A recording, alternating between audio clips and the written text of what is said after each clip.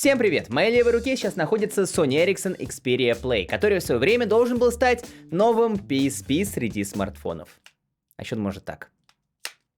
Круто. Надо сразу уточнить, Sony далеко не первые из тех, кто пытался сделать такое устройство. Nokia, например, свой Engage показали миру еще в 2003, когда день рождения Xperia Play в 2011 году. Разница не маленькая. Примечательно, что спрос к Engage был не самый большой, но несмотря на это, они не стали закрывать проект. Напротив, они выпускали апдейты этого чуда. Из остальных компаний, которые сделали шаг в сторону мобильного гейминга, в источниках записан лишь Gizmondo и Samsung CPH B5200. Название прям рекламное. Возможно, поэтому о нем так мало известно. А жаль, ведь там был двойной слайд. В одну сторону кнопки для телефона, в другую геймпад. В случае с Sony они давно хотели сделать свою такую версию. А так как Sony Ericsson был и так успешной серией телефонов, плюс рядом произошел бум популярности PSP, короче, идея пришла сама собой. Скрестить пиху и самый обычный телефон.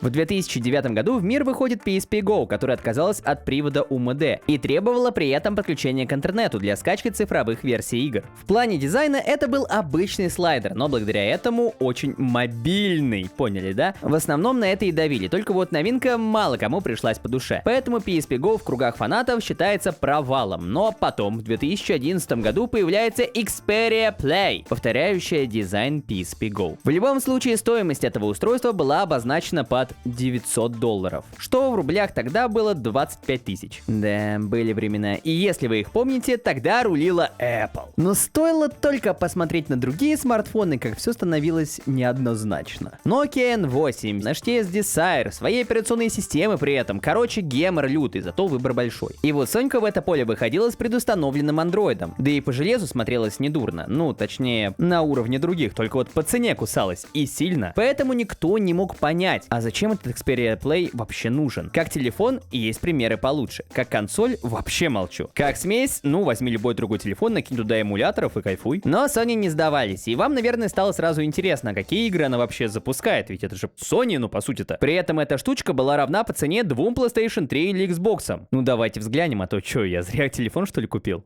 Это пиздец. Да, друзья, сначала плохие новости. Половина предустановленной красоты на нем или не рабочая, или требует обновления серверов, которые, как вы понимаете, уже давным-давно сказали пока нашему миру. Поэтому Crash Bandicoot, Sims и Фивки одним кликом я не смогу установить, как это, конечно, задумано изначально. Получается, что мы имеем? Перед нами устаревший телефон на таком же андроиде, с возможностью перейти в микроверсию меню из PSP. И там, естественно, нечего подкачать или купить. Мы попросту не можем, потому что все закрыли в онлайне. Неужели теперь это почти что кирпич? Друзья, во-первых, это практически кирпич на андроиде, а это значит, что всегда есть выход. Во-первых, можно поставить новые версии неофициальных прошивок, закинуть на телефон побольше эмуляторов и кайфовать. Короче, да, люди просто превратили когда-то уникальный геймерский смартфон в обычную железку на андроиде со встроенным геймпадом, которая в основном предназначена для эмуляции старых видеоигр. Это что, китайская консоль? Хотя на самом деле в это его превратило время. Люди лишь дали ему еще немного времени. Кстати, забыл кое-что узнать. А ты любишь технику? Ну, конечно, любишь, смотришь это видео. Если хочешь влиться в тему технологий, то у экосистемы МТС есть сумасшедшее предложение. Компания проводит конференцию True Tech Day. Это отличная возможность узнать, что находится под капотом у самых технологичных и продвинутых продуктов на рынке. Обо всем расскажут опытные спикеры из крупнейших компаний: Сбербанк Иван Филь, ВК Василиса Драгочинская, МТС Андрей Дугин и экс-Microsoft Джасприт Биндра.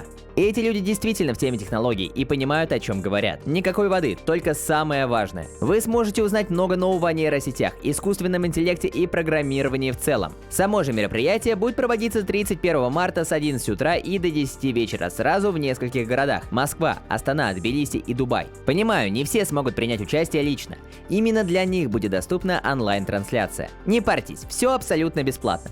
Самая актуальная информация в IT на сегодняшний день в одном месте. Да, чуть не забыл. Будет проведен розыгрыш кучи призов для участников. Просто смотришь и лутаешь подарки. Если этого мало, в конце конференции заявлена грандиозная вечеринка со звездным лайнапом. Так что обязательно переходи по ссылке в описании и точно будешь в курсе самых важных новостей. Так, на чем мы остановились? О, вспомнил, давайте насчет эксклюзивов для этой консоли. А были ли они, кстати, вообще? Вот я тоже не помню, но на некоторых сайтах присутствуют подобные списки, которые обычно точно разные, но все игры эти объединяют то, что они уже есть на андроиде. Причем некоторые, такие как Assassin's Altair Chronicles, вообще с Nintendo DS. В общем, спасибо СМИ начала десятых за дезинформацию. Кстати, некоторые из этих игр не просто скачивались с интернета, они продавались от 1 до 10 фунтов. В случае же с играми для PlayStation 1 непонятно, были ли те на продаже. Но то, что на старте для Xperia Play было портировано штук 10 таких проектов, это да. Кроме всего прочего, предустановленная стартовая библиотека, не сказать, чтобы была вау. Crash Bandicoot, FIFA, Sims. Остальное это Звездный батальон и файтинг с Брюс Ли. А еще Тетрис. И при этом всем осталась история «хочешь больше, плати». То, понятное дело, такой ход вещей любителям халявы вряд ли заходил. Особенно, когда речь заходит об андроиде. И что вы думаете, буквально через полгодика китаец Уи Фан Лу, надеюсь, правильно произнес, разобрался с алгоритмом криптовки официальных PlayStation релизов для Xperia Play, ну я про PlayStation 1, и подарил людям конвертер. Теперь они могли любую игру симулировать для этой красотки. Хотя на самом деле и до этого могли, просто приходилось накидывать эмулятор. А что касается игр на Android, ну я подозреваю, что мало кто их покупал. Короче, получилась народная консоль. В результате Sony оказались в ситуации, когда выпустили самый обычный Android телефон за оверпрайс. И ладно, люди его покупали. Но еще одна причина вложиться в Xperia Play заключалась в том, что Sony хотели сделать свой маркет с мобильными приложениями и играми. И назывался он PlayStation Mobile. Был доступен на телефонах многих производителей, не только Sony, только вот всем было посрать на него. Поэтому лавочку прикрыли в 2015 году. Печальненько, все пошло не по плану. Насчет дизайна. Перед нами, как уже было сказано, PSP Go. И вроде бы да, телефон чуточку меньше своего брата, но и только по корпусу, ведь экран ему не уступает, в том числе и по его разрешению. Хотя даже несмотря на это, она кажется малюткой. Сорян, ребята, мы сейчас находимся в эпохе лопат. Особенной чертой Xperia Play является отсутствие аналогового стика и замена его на тачпады. По сути, благодаря этому мы сможем и перемещаться по карте, и свободно вертеть камерой. Это, по идее, реально намного удобнее, чем то, что предлагалось когда-то в PSP. Триггеры у нас имеются, куда без них, но только 2, и это странно, ведь кроме Android игр, консолька должна была эмулировать PlayStation 1, на это и давили Sony. А огромное количество реально хороших игр требует от вас использования всех кнопок на геймпаде, а здесь их тупо не хватает. При этом эти триггеры являются заметной частью в корпусе Xperia Play. И с технической стороны, ну, они люфтят неистово. При этом расположены так, что в зависимости от положения рук может появиться дискомфорт при обращении с ними. В худшем случае вообще пальцы будут соскальзывать из-за малой области нажатия. При том, что есть выход из этого положения. Сделать триггеры больше. Но нет, похрен на телефон, поэтому пусть утопают. Что касается игр, запустить их на этой замечательной приставке тот еще гемор. Ведь маркеты недоступны на данном телефоне. Так что я отправился качать их с интернетика и загружать на флешку. И знаете, в чем проблема? Даже те, что были в списке играбельных, не всегда нормально функционировали на этом телефоне. То тачпад не работает, то лагает, то еще что-то. Поэтому методом тыка я навалил говна на свой смартфон. Зато хайпового. Правда, то, что кубикоподобные игры лагают, это вопросик. Возможно, у меня версия Xperia Play какая-то не такая. Ибо с такими показателями я в жизни не поверю, что God of War даже на эмуляторе запустился в 13 FPS здесь. По управлению же все по стандарту. Перед нами пиха. Крестовина, нолики, квадратики и тачпад. А вот этого не было, и к нему вопросы. По сути, у нас же телефон сенсорный, поэтому можем играть и на экране. Но тогда зачем вообще Xperia Play? Следовательно, мой выбор остановился на этих точках. И сразу скажу, это не какой-то шедевр управления, самый обычный тачпад. Но для того времени, наверное, прикольно. И даже, наверное, для кого-то революционно. Сейчас, естественно, вау-эффекта тупо нет. Да и сам тачпад не такой отзывчивый, как хотелось бы по меркам современного мира. Так это, что у нас еще получается по девайсу? Ну, смотрите, в свое время по железу он был неплох. Только вот другие телефоны-аналоги при установке пары программ становились не хуже, чем эта Xperia Play. А кроме вот этого встроенного геймпада, у нее по сути ничего не было. В наше же время ценность данного устройства заключается лишь только в эмулировании старых приставок. И при этом, если немножко подгеморроить с андроидом, то еще можно поиграть там в GTA Vice City, GTA San Andreas и так далее, но с лагами. Может, когда-нибудь в каком-то виде Xperia Play опять попытается покорить рынок. И будет забавно, если это произойдет одновременно с анонсом или выпуском какой-нибудь новой версии PSP. Ну или Vita, просто PSP все равно круче звучит, хз.